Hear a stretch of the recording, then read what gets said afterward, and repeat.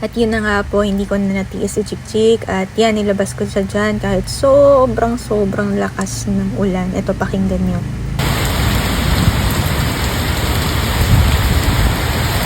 As in, sinisigawan na ako ni mama na wag na kasi nga ang daming pumapatak ng mga palapa, nyog, pero makulit ako eh. Ito pa, si number 2, ito medyo tila-tila na dito, kaya yan talagang tinakbo ko siya. Ewan ko baga, katarantahan ko din dito sa part na to. Tingnan nyo, tumakbo ko, nabitbit ko siya at hindi ko nalagay sa derby box. Ito yung tandang namin, ganador namin yan, kaya kailangan talagang iligtas. Ito rin, ito muntika na siyang malunod, nasa loob siya. Tinanong siya nung kapatid ko kung buhay pa at buti naman buhay pa siya dito. Tawang-tawa yung kapatid ko kasi sobrang nililipad na ako. At ito yung video na ina-upload ko na wala na talaga akong choice. Sobrang tagal ko dyan. Kaya yan, binunot ko na siya. Halos siguro mga 5 minutes akong pilit tinatanggal at yun na lang naging option ko. Ito nakakatawa to.